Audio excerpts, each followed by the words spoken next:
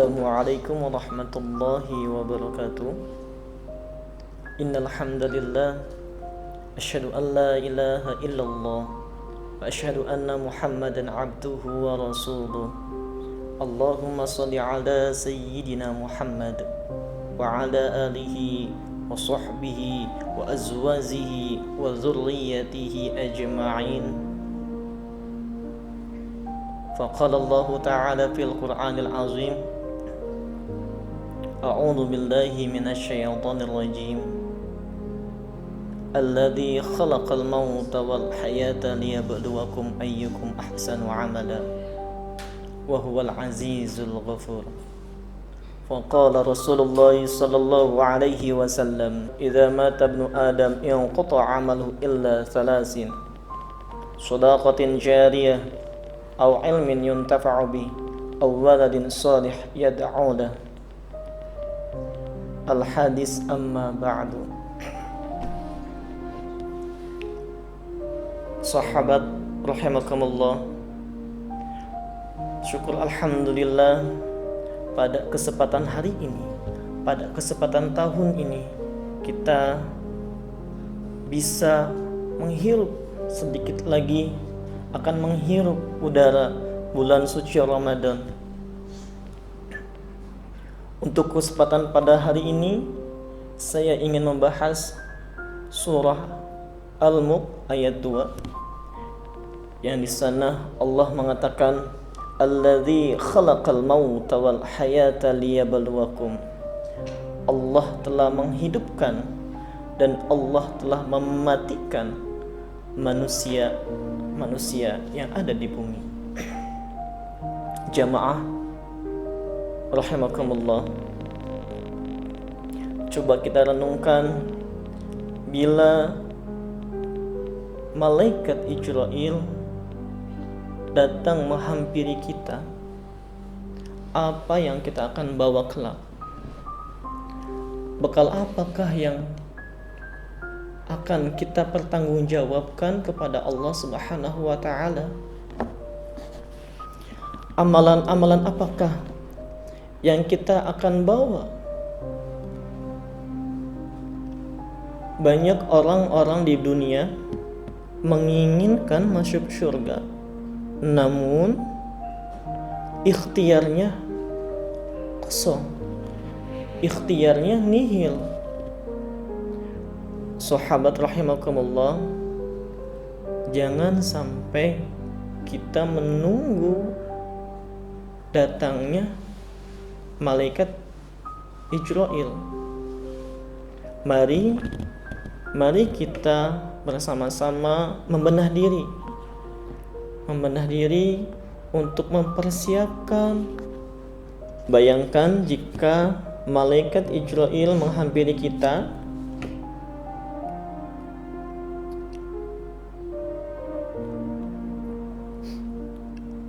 apa yang kita akan bawa kelak di hadapan Allah? Amalan kita, sholat kita, perbuatan baik kita, ataukah maksiat kita yang selama ini kita lakukan tanpa disengaja, namun banyak. Sahabat, jangan sia-siakan bulan Ramadan. Mari kita tingkatkan keimanan kita dan ketakwaan kita untuk memperbanyak ibadah-ibadah kepada Allah Subhanahu wa ta'ala. Salah satunya, mari kita memanage waktu kita dari kita bangun sampai kita tidur kembali. Supaya apa? Supaya di kehidupan kita teratur. Bangun pagi jam berapa? Jam 3 untuk tahajud. Kita memunajat kepada Allah Subhanahu wa ta'ala, meminta pertama, meminta kesehatan kita supaya kita sehat. Ketika kita sehat, maka kita akan fokus menjalankan ibadah kepada Allah Subhanahu wa ta'ala. kita meminta rizki kita supaya banyak. Untuk apa? Supaya kita fokus kembali kepada Allah. Ketika kita mempunyai rizki yang banyak, maka kita tidak mesti bersusah payah untuk menjalankan aktivitas sehari-hari. Walaupun memang kita tidak berusaha, namun ketika kita ikhtiar meminta kepada Allah Subhanahu wa taala, insya Allah mari kita ambil hati Allah. Insya Allah ketika kita sudah ambil hatinya, maka Allah akan memberikan semuanya. Jadi mari kita bersama-sama beribadah kepada Allah Subhanahu wa taala. Ingat, Abi Hurairah berkata dalam hadis yang saya ucapkan di atas, ada 3 perkara yang akan kita bawa pulang. Yang pertama, idza mata ibnu Adam inqata'a amaluhu. Yang pertama adalah amalnya. Amal perbuatan, amal kebaikan. Apakah kita selama ini sudah banyak memberikan amalan-amalan yang baik kepada Allah dan kepada manusia? Mari kita berbuat kebaikan kepada Allah, yaitu ibadah kepada Allah Subhanahu wa taala. Kewajiban-kewajiban kita sebagai manusia yaitu ibadah kepada Allah Subhanahu wa taala.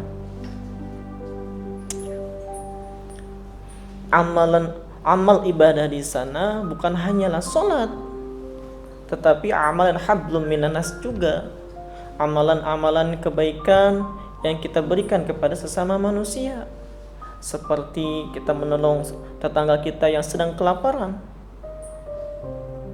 Maka ketika tetangga kita sedang kelaparan, alangkah baiknya kita sebagai tetangga memberikan sedikit rizki kita kepada mereka yang membutuhkan.